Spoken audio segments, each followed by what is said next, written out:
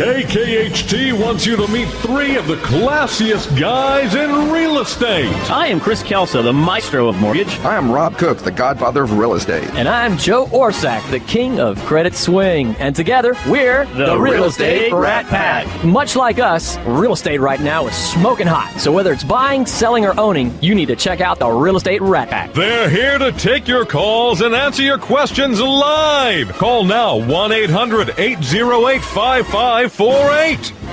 And now, the Real Estate Rat Pack! Where's Chris? Yeah, well, you know, he says he's stuck out on the West Park Tollway and that it's shut down today. I think he's in county.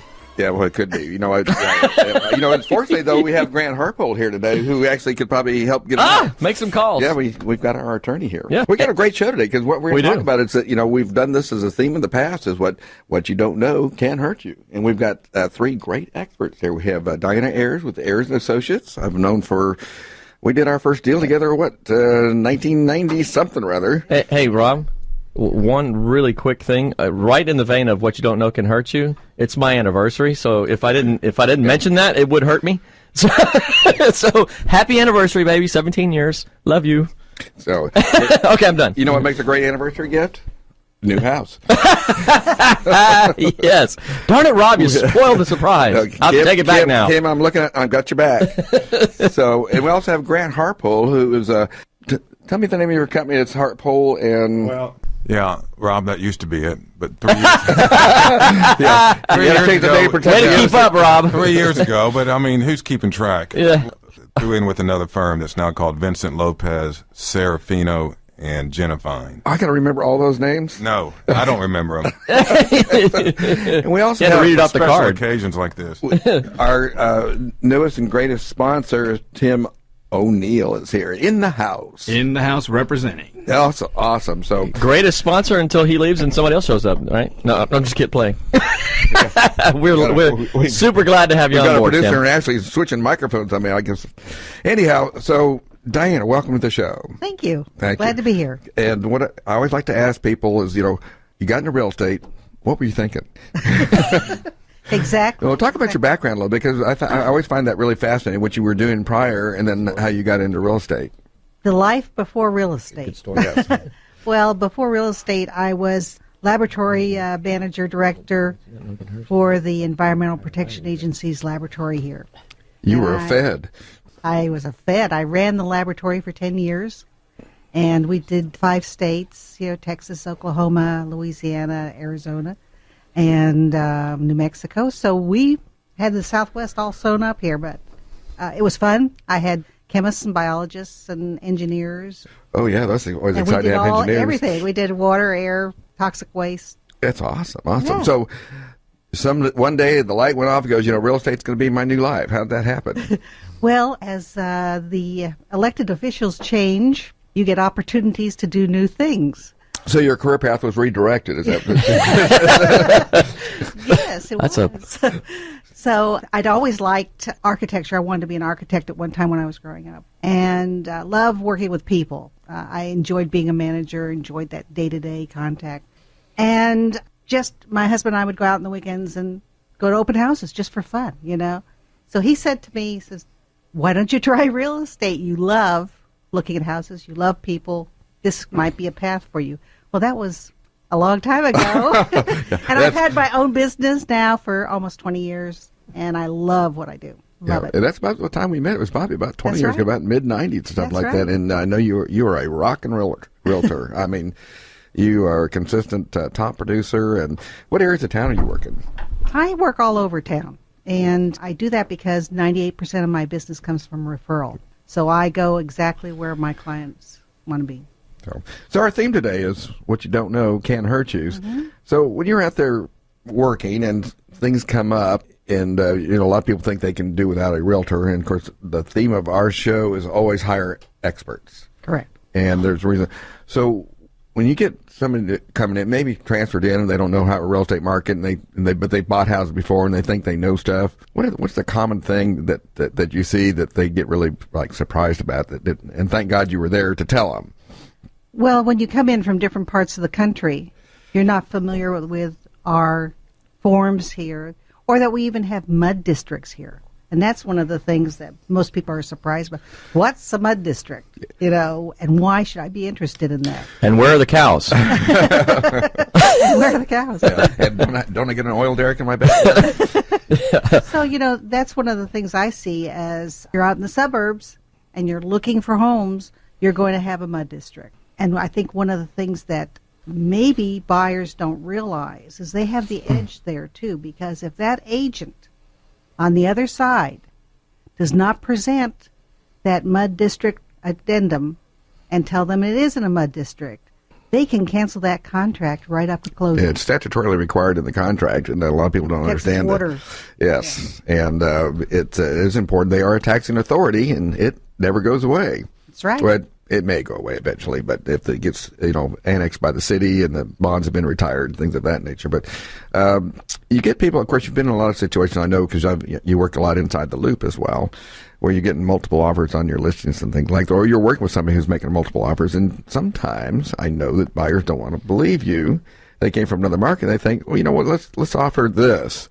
And they usually, substantially under the list price. And I have that happen to me recently. So I know you give them the speech. What do you tell them when you get in that situation? Well, what I do basically is I sit down with my buyers up front.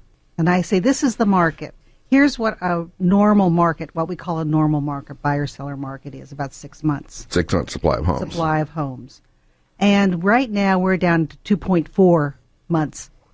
What does that tell you? It tells you it's a seller's market. And so putting in a low offer is not going to make it your dream house, because you probably have 6 people above you that have gone overpriced for that house. So look at what you want. We sit down, we say, what do you want?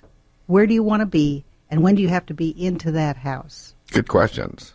And that's important, too, especially from the standpoint that you're a multiple offer, because the seller has certain needs, and they may look at an offer that fits their needs. It's not always the price. Right. I sit down and talk to the other realtor on the other side of it, first of all. I ask them, when does your seller need to be out of the house? So I can judge when the closing date is. When does your seller have any special needs? What can we do to increase our odds of getting this house? And also talk to them about absolutely, in this market, you need to be pre-approved, not just pre-qualified. Get pre-approved. Make sure you're ready to make that offer. Yeah. Have you had anything on your listings where someone had a letter from a lender and then it blew up?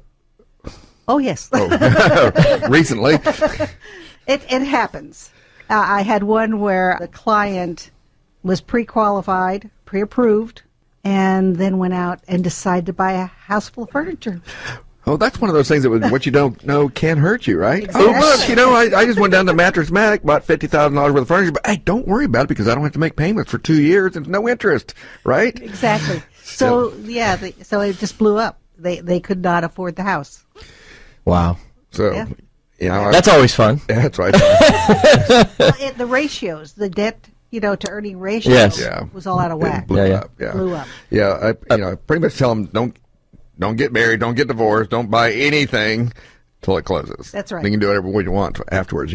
Joe, I interrupted you. Go ahead. Yeah, I was just kind of an observation that kind of on what we always say, recommending dealing with an expert. You said that 98% of your business is referral, and on the what you don't know can hurt you front. That is a symptom of limiting that risk right there with some of the buyers.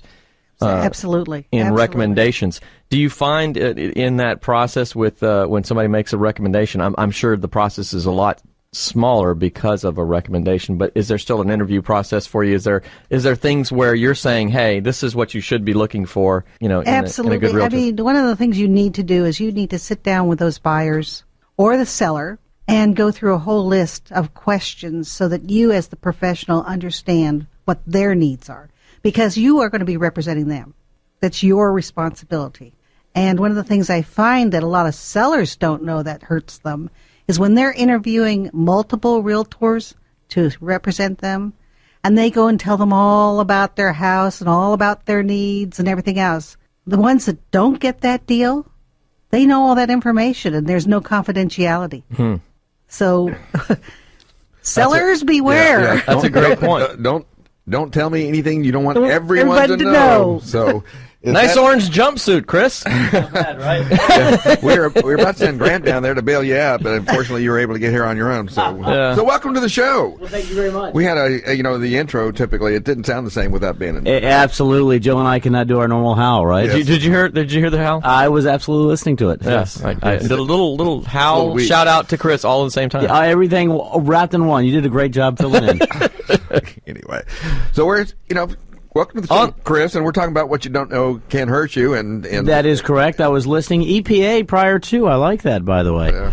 Yeah. I do have a question since you touched on that point from the seller side. You just brought up a great point, kind of indirectly saying, hey, be careful what you share when interviewing. What would you say to the seller that was just starting the process before they've interviewed realtors? What should they be asking? What should they be sharing to avoid the things that could hurt them? Well, I do notify the seller that anything they do tell me is public information until I represent them. But if you sign now, But if you sign now, you can tell Mum's me the everything. word. It's all confidential. You don't have to listen at all to other realtors. So that's inversely, that if you're out showing and a seller decides not to leave the house, although by the way, sellers, please leave the house when other agents are showing your house, but they often insist on talking with that buyer's agent, Or at the very least, get dressed. and I know, yeah, at least put your pants on, right?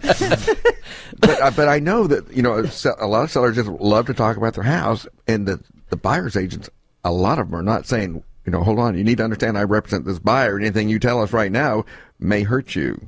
that's correct. In the future. That's correct. And I see that happen pretty often. And the one thing is as professionals in this business, we should be advising people, that if you tell us something. You mean we as professionals should be giving advice? Really? And counsel? Wow.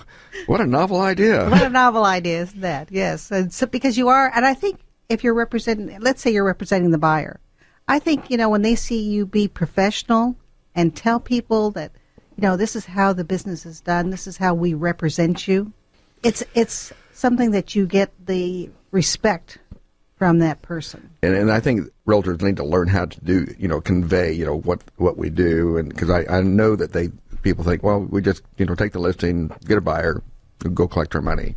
There's a couple of moving pieces in between there, isn't there? There's a lot of moving pieces, yes. Yeah. You are a psychiatrist, you are a counselor, you have to know your areas, you have to be up to date on what's happening in our real estate There's a industry. critical path method of closing a transaction without a doubt. Absolutely. And so We're up against a break. We want to make sure folks know how to get a hold of you. Don't we? Absolutely. How can we reach you? Well, I'm Diana Ayers with Ayers & Associate Realtors. I'm at 3101 Richmond Avenue, and you can reach me at 713-660-7471. Well, time flies when you're not here, right, Chris? Time flies, definitely flies when I'm not here. But, we have plenty more to come. So stay tuned. We're going to take a break. We'll be right back.